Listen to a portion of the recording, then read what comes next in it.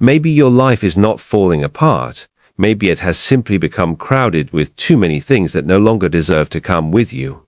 Old routines, unfinished decisions, digital noise, commitments you made out of guilt, goals you stopped believing in, habits that quietly became normal, people you keep trying to impress, and a version of yourself you keep promising you will finally outgrow someday. If you have been wondering how to reset your life, restart, refocus, and get back on track, there is something you need to hear before you make another plan. You probably do not need a completely new life. You need to stop carrying so much of the old one forward. A real-life reset is not running away. It is not deleting every app, quitting your job, cutting everyone off, buying a new planner, and announcing that a new version of you starts Monday. A reset is much quieter than that. It is the moment you become honest about what is no longer working, remove what keeps pulling you backward, and decide what deserves your attention next. And before this is over, I'm going to give you a practical 24-hour reset you can begin today. Even if your life feels messy, your motivation is low, and you have no idea what the next 6 months are supposed to look like. But first, understand why so many attempts to change your life fail. People usually begin with addition, a new routine, a new goal, a new course, a new diet, a new morning ritual, a new productivity system, more. But when your life already feels overloaded, adding another system can become another burden. Sometimes progress begins with subtraction. What needs to stop? What needs to leave? What no longer deserves a place in your day? That question is more powerful than asking what else you should be doing. Look around your life, and you may find unfinished loops everywhere. The message you know you need to answer, the subscription you keep paying for, the room you keep saying you will organize, the difficult conversation you keep postponing, the project you secretly know you no longer want, the promise you made months ago that still occupies mental space. The pile of tiny decisions you refuse to make. Each one appears small. Together, they create noise. And when enough noise accumulates, you begin calling yourself unmotivated when what you may actually be is mentally overloaded. So the first reset is not your schedule. It is your environment. Your surroundings constantly remind your brain what kind of life you are living. A desk covered with unfinished work tells one story. A phone filled with notifications tells another. Clothes you never wear, documents you do not need, 30 open browser tabs, hundreds of unread messages, objects you keep because you feel guilty throwing them away. None of these things destroys a life by itself, but physical and digital clutter can create hundreds of tiny unfinished signals. So choose one area, not your entire house, not your entire digital existence. One area you see every day, your desk, your bedroom, your phone's home screen, your email inbox, your car, and make it easier for the person you want to become to operate there. Do not organize clutter beautifully. Remove what should not be there. There is an important difference. A reset is not making chaos prettier. It is reducing chaos. And once you clear some external noise, you can finally see the more expensive kind. The things consuming your attention. Your attention is one of the most valuable resources you own, because nearly everything meaningful in your life must pass through it. Your relationships require attention. Your work requires attention. Learning requires attention. Healing requires attention. Planning requires attention. Even rest requires enough attention to realize that you are tired. Yet many people spend the first minutes after waking and the final minutes before sleeping consuming other people's priorities, messages, news, videos, arguments, advertisements, notifications, opinions. Before they have chosen what matters today, the world has already begun deciding for them. If you want to refocus your mind, protect the edges of your day. For 1 week, experiment with this. Do not begin your morning inside an infinite feed. You can use your phone for what is necessary. But give yourself a small period before the algorithm enters the room. 10 minutes, 20 minutes, 30 if you can. Ask yourself one simple question. What actually matters today? Not everything that could be done. What matters? That distinction can rescue you from a life filled with activity but empty of direction. And the same applies at night. Your final hour should not always be a place where unresolved thoughts, social media, news, and entertainment fight over whatever attention you have left. Create an ending. Your nervous system should eventually receive the message that the day is over. You do not need to solve tomorrow from bed. If practical wisdom like this helps you turn insight into real change, subscribe to Mayobook audiobooks and turn on notifications. The goal here is not to give you another temporary burst of motivation. It is to build a library of ideas you can actually use when real life gets complicated. Now, we reach one of the hardest parts of a genuine life reset. Your commitments. Some of the heaviest things in your life may be things you once chose willingly. That is what makes them difficult to question. A responsibility, a friendship, a project, a routine, a role, a goal, a standard you created for yourself. But something being right for you once does not guarantee it is right forever. Ask yourself, what am I still carrying simply because I once said yes? This question can be uncomfortable. You may discover you are maintaining commitments from an older version of yourself. Maybe you still attend something you hate because you do not want to disappoint people. Maybe you keep pursuing a goal because abandoning it would make the previous effort feel wasted. Maybe your calendar is full because saying no makes you feel selfish. Maybe you spend money maintaining an image you do not actually value anymore. Maybe you are available to everyone and present for no one. A life reset often requires a new relationship with the word no, not an angry no, not a selfish no, a deliberate no. Every meaningful yes costs something. If you say yes to deep work, you're saying no to some interruptions. If you say yes to health, you may say no to some immediate comfort. If you say yes to saving money, some purchases become no. If you say yes to rebuilding your life, some old patterns cannot come with you. You cannot reset your life while negotiating endlessly with everything that keeps breaking it. And this brings us to direction. When people feel behind, they often create too many goals. Fix health, earn more money, read every day, wake up earlier, learn a language, repair relationships, start a business, go back to school, meditate, exercise, travel, save, become disciplined, become confident, become someone completely different by next month. Then the list itself becomes overwhelming.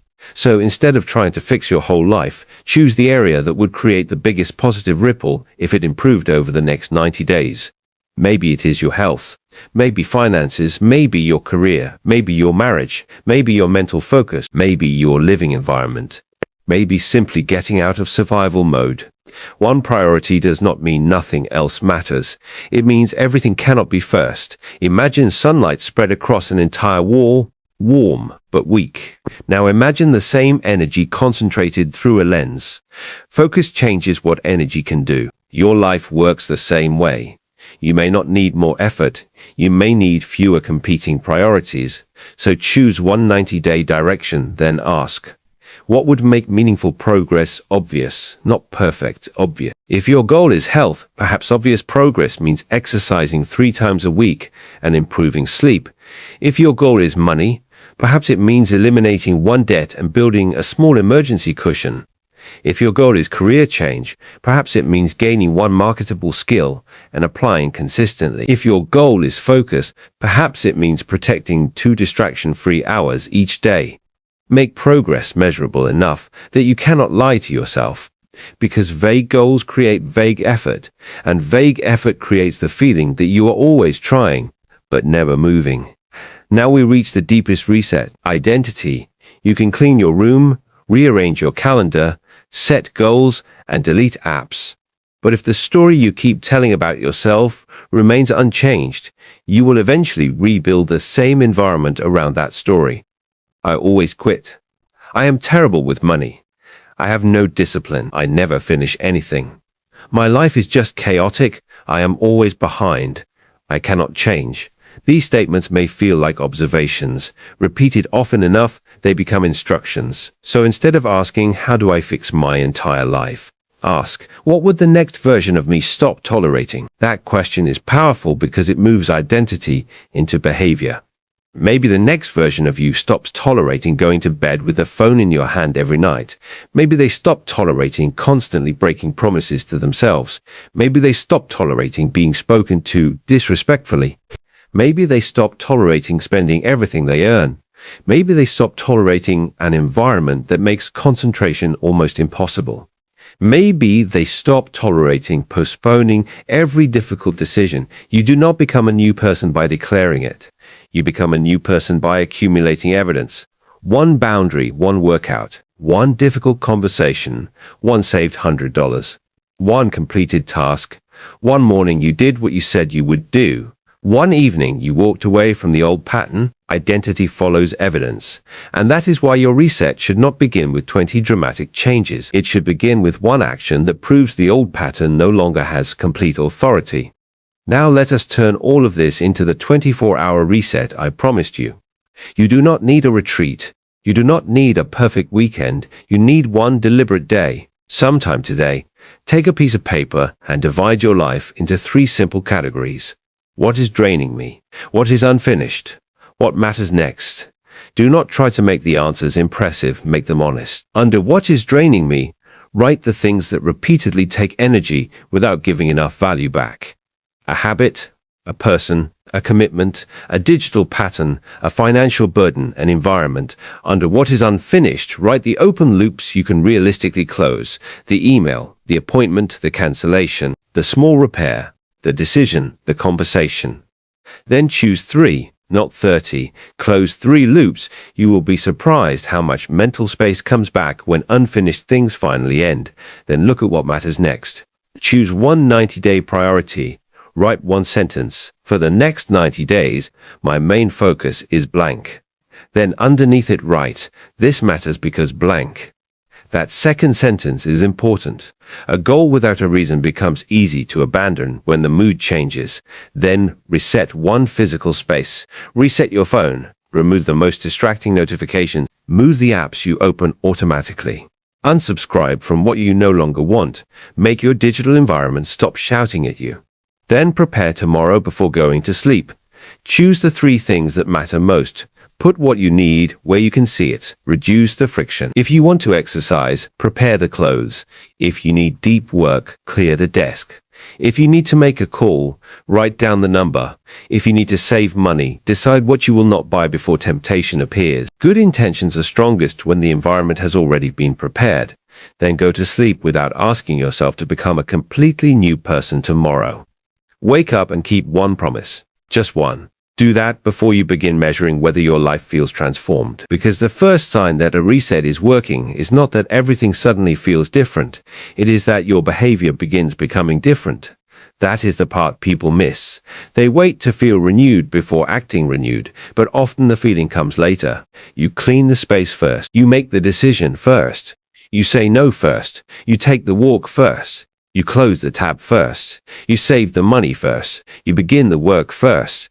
And slowly your mind starts receiving a new message. We are not living exactly the same way anymore. This is how change becomes believable. Not through hype, through evidence.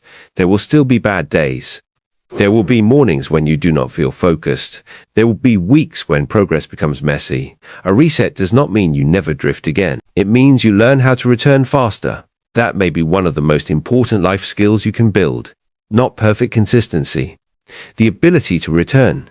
You miss the workout, return you overspend, return you waste a morning, return.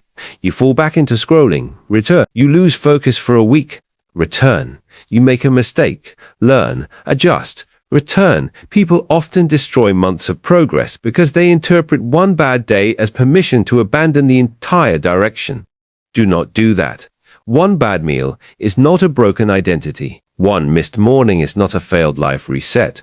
One setback does not erase the road. Return before the exception becomes the pattern. If this helped you see how to reset your life in a more practical way, subscribe to Mayobook audiobooks and turn on notifications. We create long-form audiobooks and shorter Mayobook Wisdom videos about psychology, discipline, focus, habits, decision-making, and the deeper skills that help you build a better life instead of merely wishing for one. And once you reset your direction, the next challenge is protecting it. Because a clear plan cannot help you if your attention is constantly being stolen. Continue with Mayobook's audiobook on how to stop doom scrolling and get your focus back. It will help you protect the attention your new direction depends on. But before you go, remember this. You do not need January 1st. You do not need Monday. You do not need a birthday. You do not need a crisis. You do not need permission.